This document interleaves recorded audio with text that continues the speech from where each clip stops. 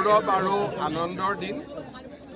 ব্ৰহ্মপুত্ৰৰ ওপৰত 8 কিলোমিটাৰ আমাৰ মথাউৰি স্থায়ী গৰাখহনীয়া প্ৰটেকশ্যনৰ সৈতে আমি নিৰ্মাণ কৰিম আৰু আহিবলগীয়া দিনবিলাকত বাকী অংশও আমি নিৰ্মাণ কৰিম।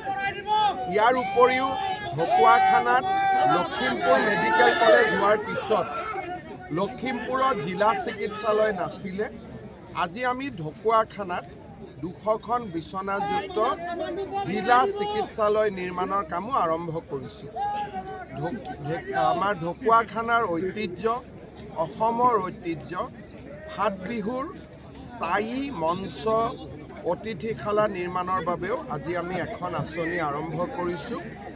অসমৰ এখন অতি প্ৰাচীন আধ্যাত্মিক স্থান বাসুদেৱ দেৱালয়ৰ উন্নয়নৰ বাবেও আজি আমি ইয়াত প্ৰকল্প এটা আৰম্ভ কৰিছোঁ। ইয়াৰ উপৰিও মই আজি হাৰ্হি দেৱালয়লৈ যাম। তাৰ উপৰিও বগীবিলৰ পৰা মাজুলী পৰ্যন্ত সমগ্ৰ মথাউৰিটো আমি ষ্টেট হাইৱে হিচাপে ডিক্লেয়াৰ কৰিম। পিছত যাতে যোৰহাট আৰু ডিব্ৰুগড়ৰ মাজত এই ৰাস্তাটো এটা মেৰুদণ্ড হৈ পৰিব পাৰে। ইয়াৰ উপৰিও ঢকুৱাখানাত এখন জিলা পৰ্যায়ৰ ষ্টেডিয়াম 50 কোটি টকা আমি ঘোষণা কৰিছোঁ। কোল্ড ষ্ট'ৰেজ এটা আমি নিৰ্মাণ কৰিম।